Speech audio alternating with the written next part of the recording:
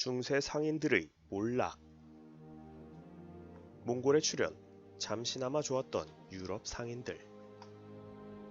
십자군 전쟁이 끝나자 곧 몽골군이 나타났다. 당시 몽골인들은 점령지를 닥치는 대로 파괴하여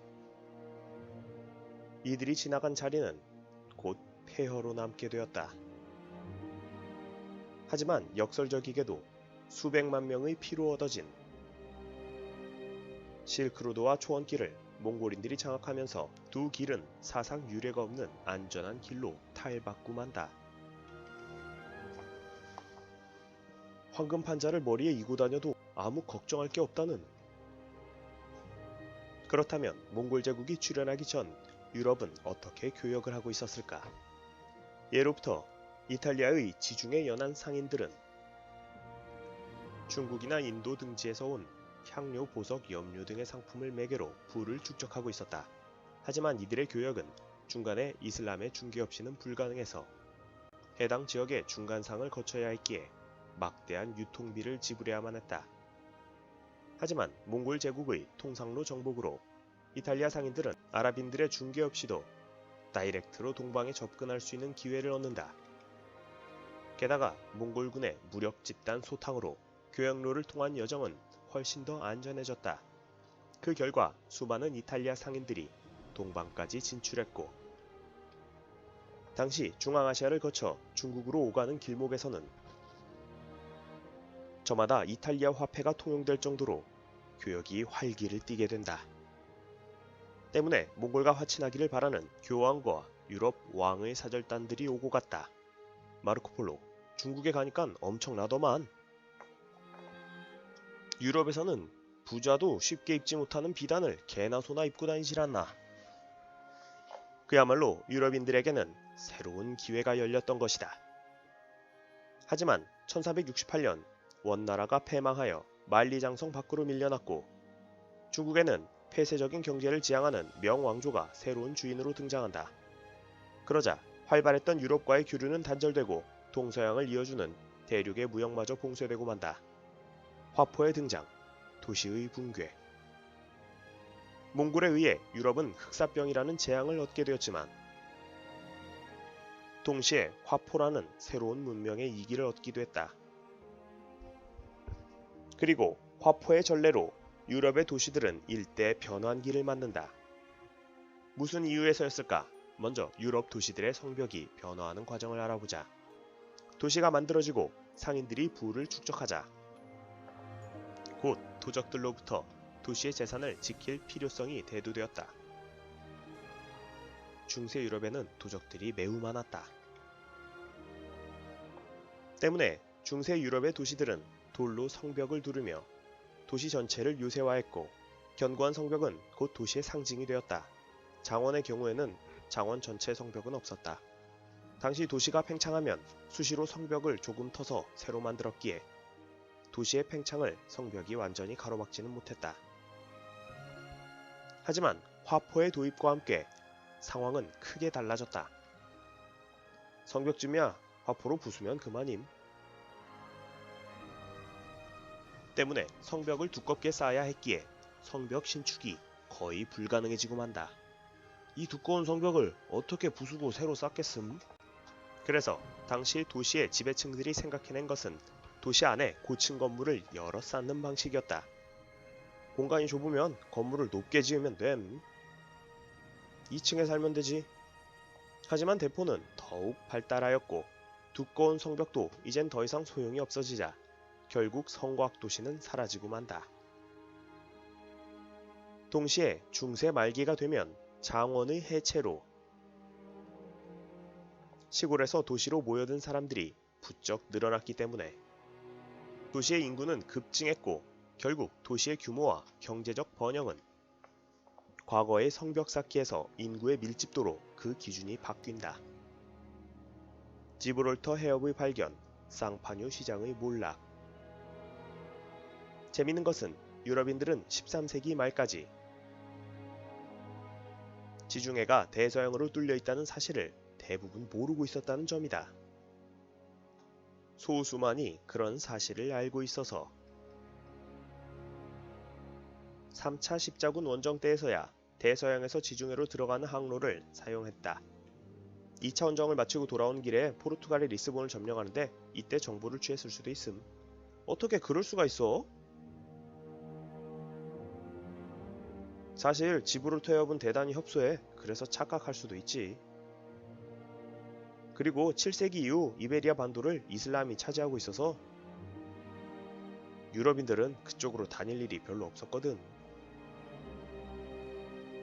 그리고 십자군 전쟁이 끝난 1291년에야 유럽인들에게 보편적으로 지브롤터 해협이 알려졌으니, 그래서 14세기 초 지브롤터를 탈환하기 위해 유럽인들은 무진장 애를 쓰고 15세기 중반에 겨우 에스파냐가 거기를 차지하게 됨.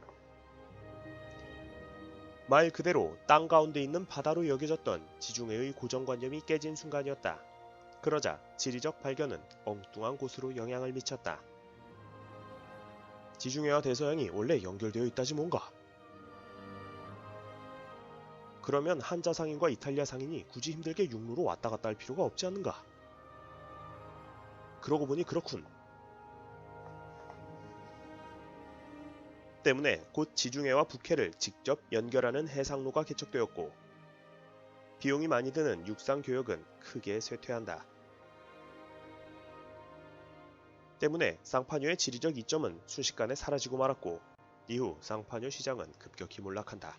오스만 제국의 등장, 중세 상인들의 몰락, 1453년 동로마가 멸망한다. 오스만 투르크가 콘스탄티노플을 점령하였기 때문이다.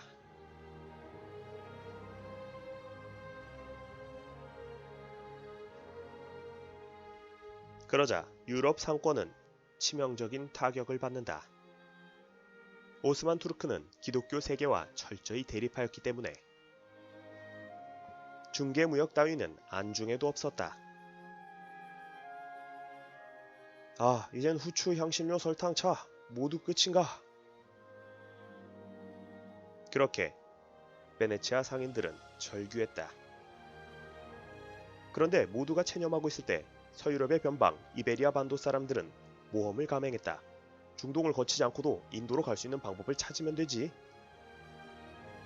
그리고 그런 노력은 결실을 맺어